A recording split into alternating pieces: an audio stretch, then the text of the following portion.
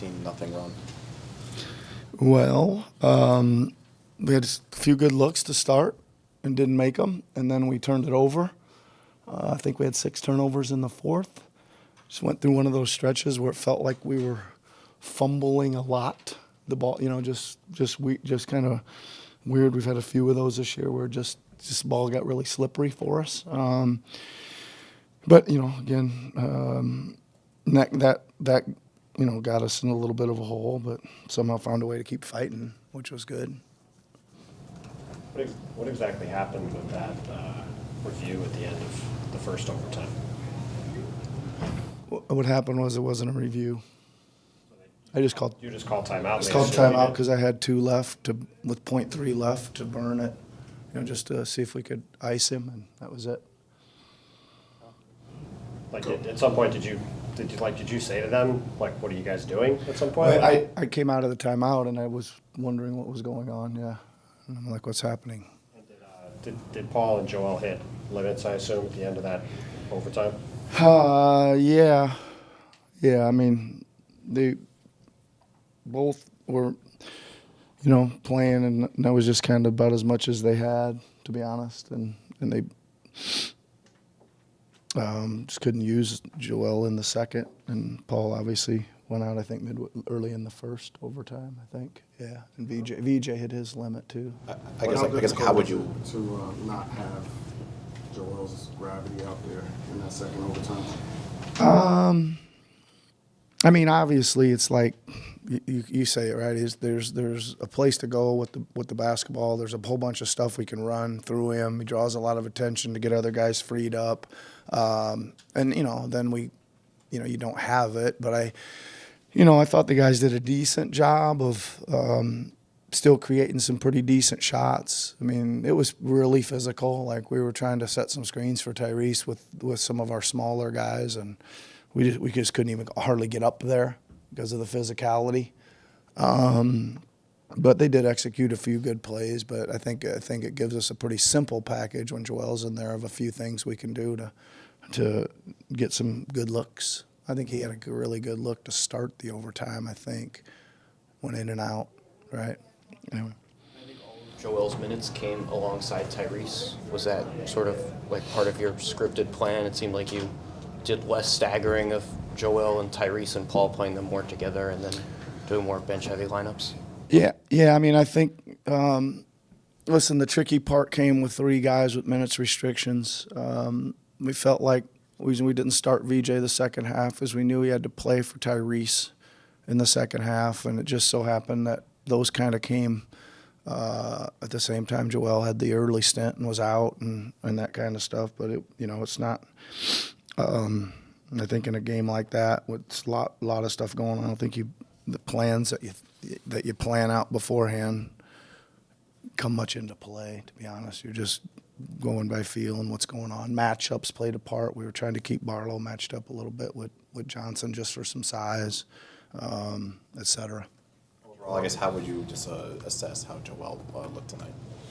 Well, I thought since he hasn't played in 3 weeks, right? I thought he made some decent moves on offense. He got us again some open space to play in.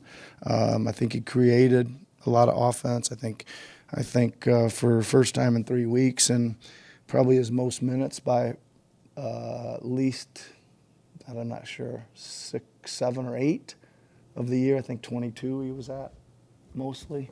Yeah, I thought he played pretty good. What did you think of VJ look? Thought he looked great. Would have probably really could have used him, right? Thought he looked great. Joel, especially in his fourth quarter stance in the overtime stint, do you have to resist not trying to force the ball to him too much offensively, or how well do you think you guys had that balance of knowing how limited his time is and trying to make the most of it? Yeah, I mean, I think that we did give him some variety. I think that I was putting Joel in as a pin down guy there for a while, and then our plan was to run that for a little bit, then flip it around and pin down for him to come off for some jump shots, and I think most of those worked pretty well. I'm not sure we made them all, but I think they were creating the shots we were looking for. And there was a few. I liked a couple times we put him in the corner, and we had Paul and Barlow playing screen and roll in the middle, like that. I think it did get fired out to Joel, and he uphill DH'd to Q, and Q turned the corner and laid it in. I mean, it was pretty good. All right. Nick, obviously the result isn't what you wanted, but you mentioned to Adam what you could do with all the different matchups with all the players tonight. So 2 questions. How satisfying was that as a coach to be able to sort of use all the pieces you thought you could, and what are the prospects, do you think, of this unit going forward? Listen, I think that I never get real satisfaction out of not winning, right? Right now, though, I mean, we got so thin over the last 10, 12 days. It's just nice to have a few guys filtering back in. That's like, hopefully, we can come out of this okay, and obviously we will try to recover and rejuvenate tomorrow, and hopefully we can get most of the guys back on the floor Tuesday again, and then just, hopefully minute restrictions will start going up a little bit, those kind of things, and that is something to look forward to. Yeah. Drummond played the back half of Yeah. the first quarter and then not again. Is he okay? Was that just limiting his minutes because? No, he was sore at halftime. They ruled him out, and he just knee was sore from the other night. Just didn't feel like he could go in the second half, so they ruled him out. Tyrese for the first 3 quarters, didn't shoot the ball especially well, but then the fourth quarter overtimes he keeps to get going. What do you think kind of changed? I don't know. I think you're right. I think I looked down and I looked up one time and he had 36. And I couldn't believe it because it felt like he had a ton of great looks that he just wasn't hitting anything. I don't know what he went from 3, but 2 for 13. That's what it felt like. Felt like more than that, but he hung in there. I thought he did a heck of a job of navigating their length down the lane in the fourth and in the overtime. I mean, those are some long athletes, a bunch of them down there, and Daniels obviously was draped on him, and he's one of the league's best defenders. So he had a lot to navigate there, and somehow he still did it. Yeah. Thanks, Coach. All right. you, Thanks, Nick. everybody.